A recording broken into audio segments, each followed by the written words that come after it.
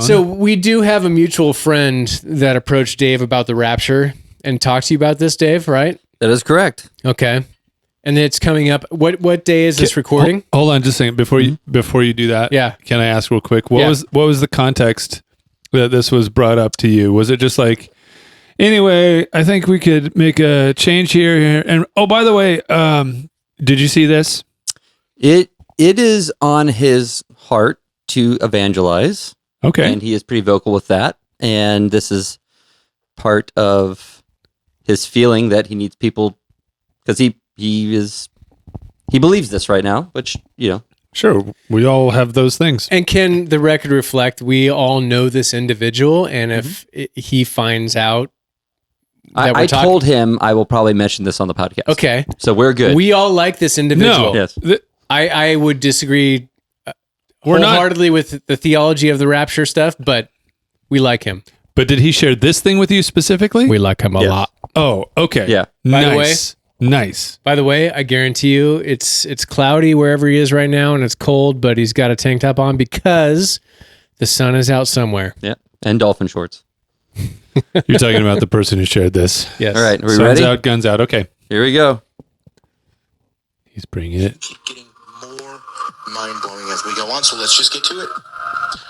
From September 11th, 9/11, 2001, the Twin Towers. Obviously. Right? We'll start there, and we understand that that's all connected with Trump, right? The 9/11, he's the 45th and the 47th. Is it easy for you to pause? Yeah. Okay.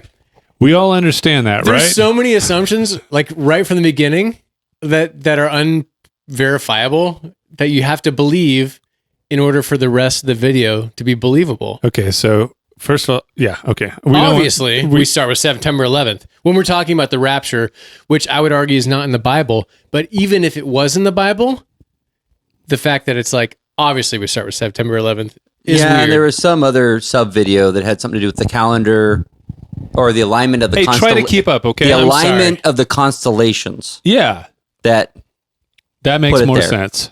and I believe Trump was a Democrat at that point. Oh, yeah. Yes, So, he might still be. Well- Continue. all right. Secret Democrat. I love that. 4 plus 7 is 11. But 9/11 also is rapture because 9 times 11 is 99, which is the value of rapture That's good math. and ascension Pause. and new moon. That's the value of rapture. Rapture has a value. Yeah. And if it does, numerically, and if it does, it's only worth 99. That's it. Just 99. Now, I can only guess that the value of rapture is based on the letters that make up the word they're translating into rapture is my guess. I don't know this There- about like them. R is 18. And there's and a numerical value with every Hebrew letter. read that Oh, okay. simple. Simple equation. This is rapture. hieroglyphics. R. Oh, I guessed it right. What? R is 18. This is a sign. This is more of a sign than this is a sign. A sign of what? Listen, who knows? But I guess that R is 18. Okay, R is 18. A is 1. P is 16. Is there T another is- letter associated with the English R? Like, is there a different letter from a different language? There's some simple, what to I mean, say? yeah, there's letters from other languages. So What? that's the thing is like rapture is an English word.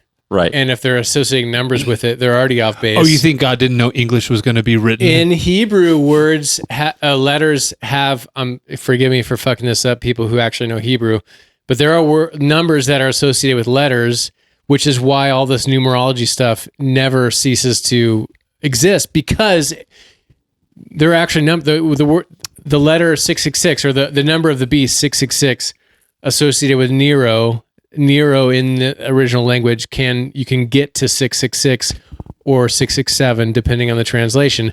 See, it's already super clear. At least you can get pretty Nero. Nice. okay. Mark Norman. My question is why is everything based on 9/11? well, United States? Like in general, wouldn't you think it'd have to do with like Middle East? Do you and, need to ask that question? Well, And if they're forming numbers based on English words, Like I said, you think God didn't know that English was going to be created or the United States? Well, this God- was planned. he did know.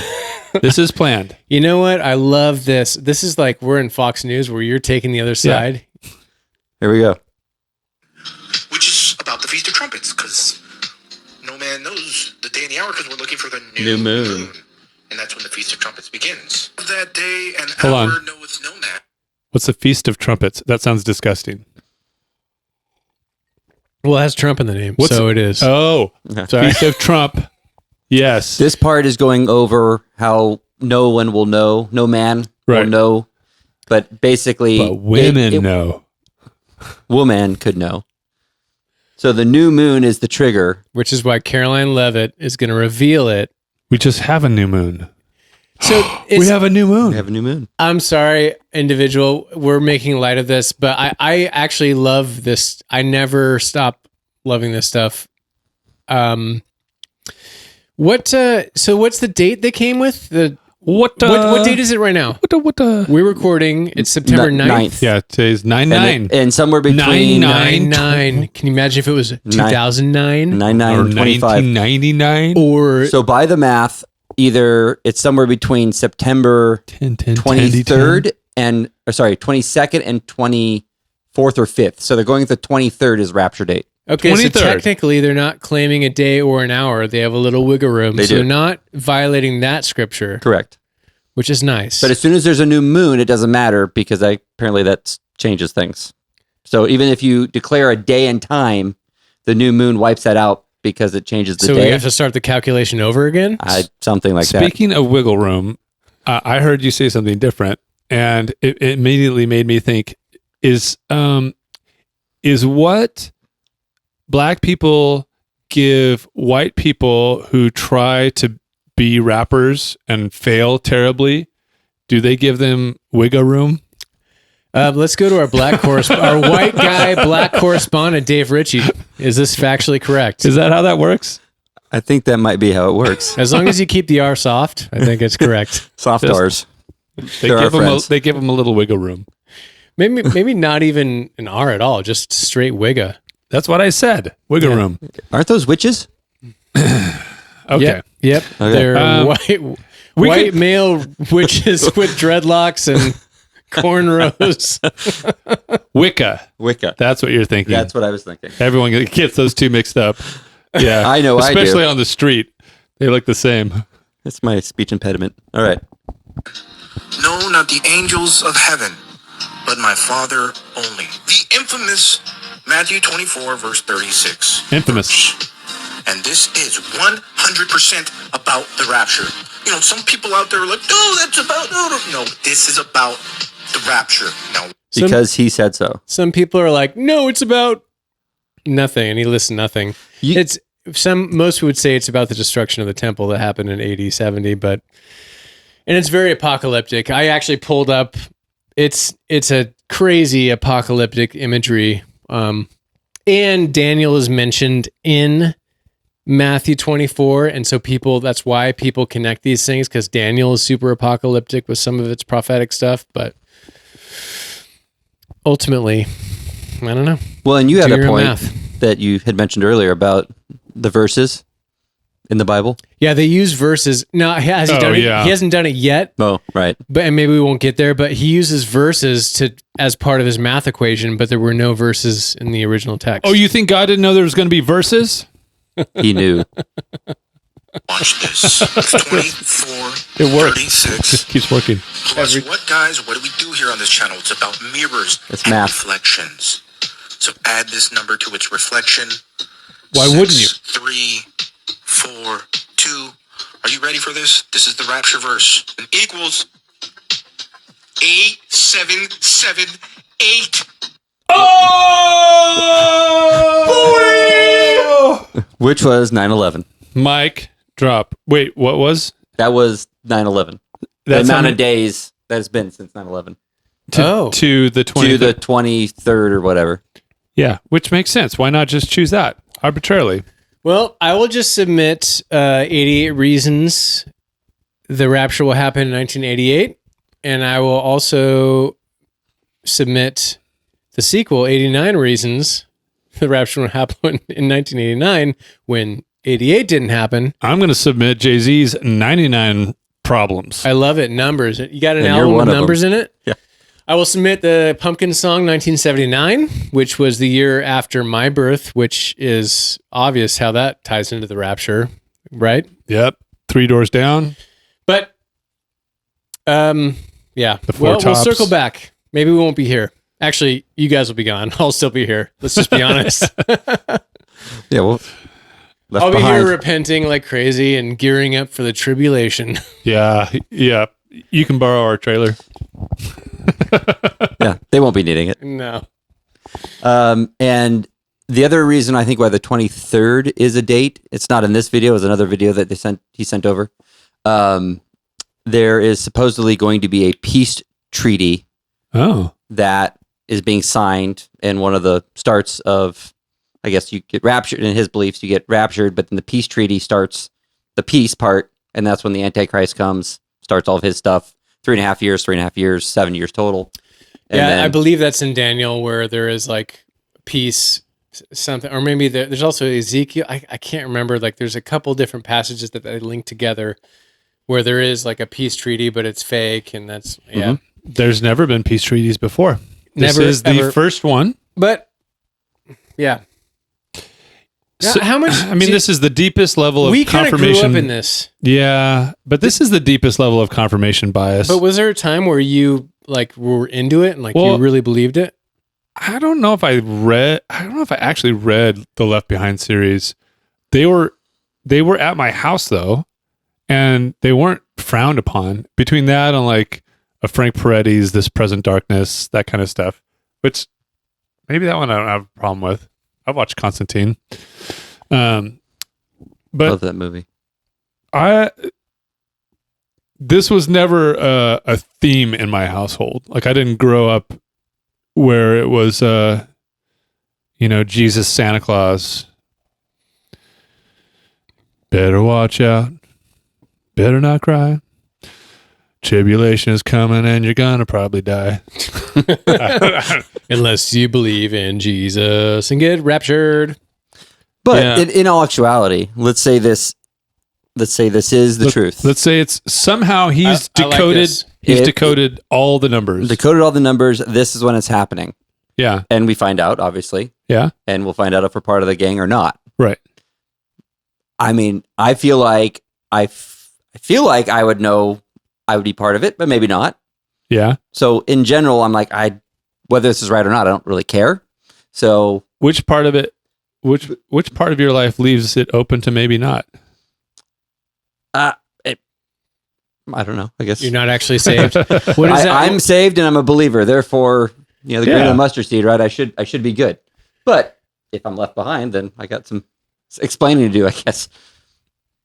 Some tribulations, maybe, yeah. But there are people that are gonna. What does that say about like the definition of grace? Well, that's why if grace is real and it means something, then it seems like maybe the Lord needs to leave some fighters behind, to protect the flock. Hey, because the bus is full. If I'm getting left behind, I hope Dave's left behind. Otherwise, give me the combo to your gun safe. You can have it because I'm gonna need that. But there are people that the combo is hidden somewhere in this message. And the crazy thing is, this is my combo. 7, 8. Yeah, that's what it is. I'm blown away. Start with 9/11, because of course. But how many people are gonna see this and like go on spending sprees or whatever it is? Like that has happened historically. Like shut down like blow all their money or get into big old debt, thinking they're not gonna be around or whatever it is. Yeah. Like can't take it with you. So well, what was the I can't remember the name of the cult, but it was Hale-Bopp. Basically, where they all drank the Powerade. It wasn't Powerade; it didn't exist. It wasn't Kool-Aid either. It wasn't. It wasn't Kool-Aid. It was something aid. Kool-Aid got the bad rap. Jim Johnson. Jim Johnson. That's something like that. But anyways, a lot of them sold stuff, and a lot of these groups will sell stuff off. But it's like you're going to be gone. Why are you selling anything? If you believe it, just go in peace. And let's just assume the rapture is a thing that will happen for the sake of argument. Everyone's been wrong 100% of the time. It's a newer theology. Dispensationalism, I think, has its roots in like the 1830s or something. It's been 8,000 days since 9/11. Newer theology, and everyone's been wrong so far. Yeah. So just assume this one's wrong. What is it? How are you living like Christ?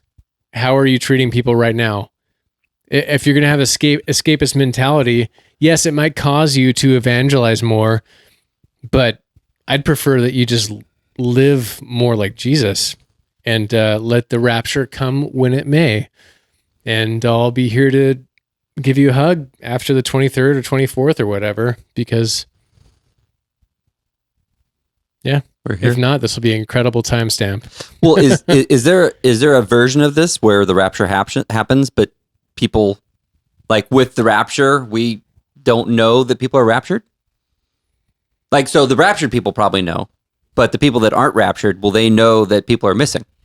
Or is it like, oh, it's now changed and they just didn't, lives are totally transformed and people don't know that they're missing people? Like our memories are erased? Well, I'm just asking the question. This is a fun little mind He's been watching experiment. Severance. That's why he said that. Oh, yes. Yeah, that could be true. That's fun. Is there any biblical backing to this? No. I don't believe there's biblical backing for the rapture at all. Oh. So, well, why don't you get into that? There's a verse where it talks about being caught up to meet the Lord, but that language is you not read into modern right day language. Yeah, there's also caught up to meet Caesar as he's returning in the cloud. There's images of that and references to that throughout antiquity, and I think the biblical writer is doing a similar thing where it's like we're meeting our King as he's returning.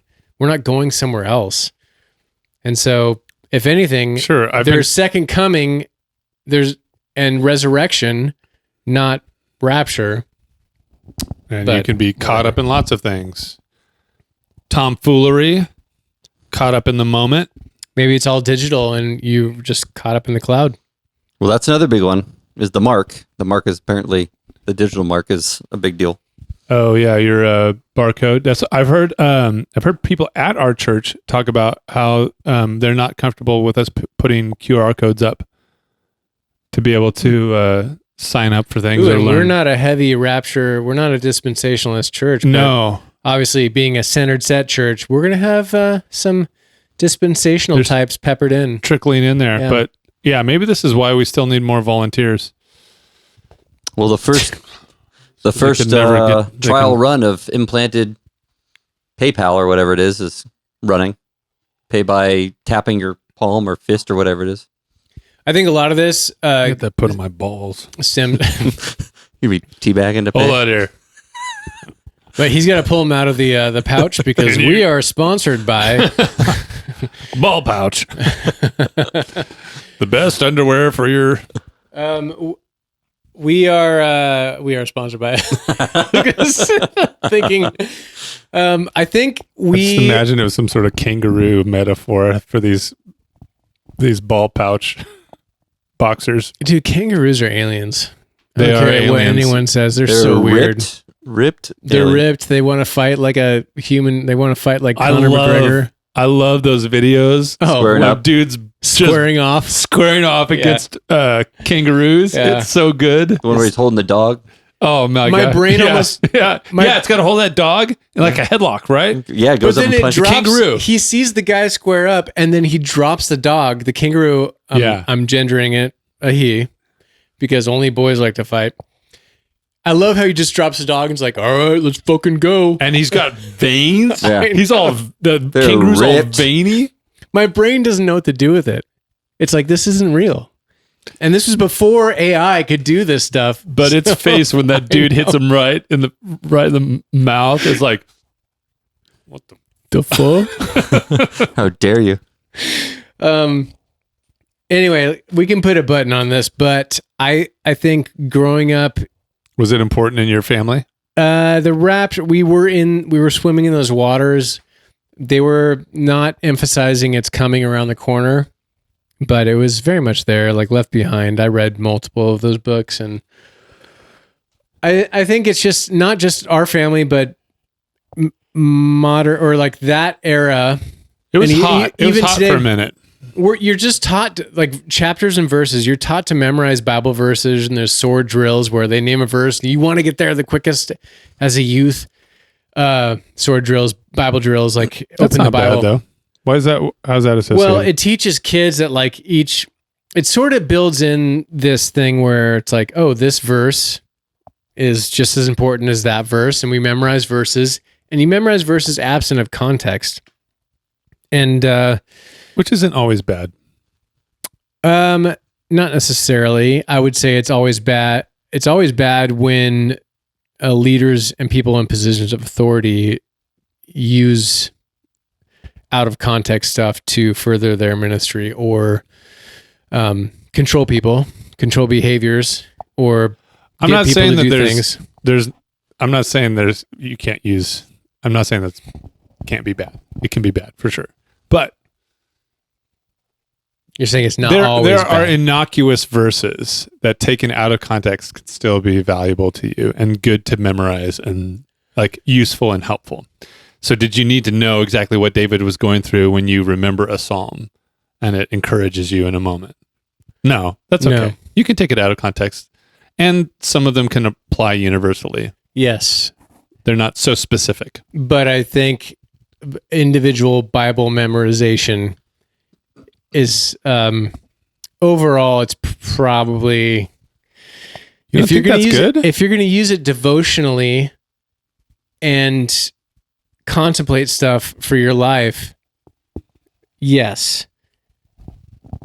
But if you're going to like read a verse and like therefore that's what the author and God was speaking to you, it's like, no, the author wrote a thing in a time with its own context, and that matters more than how you feel it matters to you today. Now, if it helps you become a better person and live more like Christ, that's why I'm a fan of the cruciform hermeneutic of like Brian Zond or Greg Boyd, where it's like interpret everything you see in the Bible through the lens of the death and resurrection of Jesus, which isn't perfect, but I think it's way better than just like, oh, I read this verse and therefore that means this to me. It's like, no, that meant something to them first before it gets to you. The Bible. Yeah. The thing that people say is like the Bible wasn't written to you, it was written for you, which I think is an improvement, but still it wasn't written for you. It was written in its time and place. And then you can still read it and meditate on it and pray over it and learn from it and have it apply to your life. Awesome. But it's not magic. Like it wasn't golden tablets written for you, the individual. And I think American Christianity oftentimes there were 2 tablets emphasizes, I thought there were 3 and then one was dropped according to Monty Python. The 15, the 10. I'm due to watch that movie again. It's been a long time. Did you know the Holy Grail isn't in the Bible? That's a weird thing. It's in Indiana Jones though. But it's like sort of legend. I mean, obviously Monty Python, but a lot of people think that there's like a one chalice that Jesus held. Indiana Jones, yeah. Yeah. That's just made up. Heart of a penitent man. You chose poorly.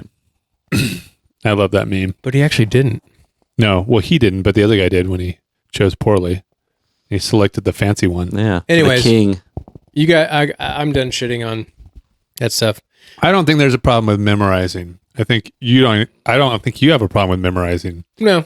I think what I interpret you saying is if you're trying to stack a deck in the favor of whatever your current opinion or argument is, and you just happen to have chambered verses that support that if taken out of context, then that's like a misuse of memorization. And especially when it's in the context of building a ministry or benefiting monetarily from people in your ministry, and you're using said verses out of context. That's just big problems. That's less about memorization, more just about, hey, read the Bible the right way. On the dot. There's our cue. On the dot. Dave just played us off.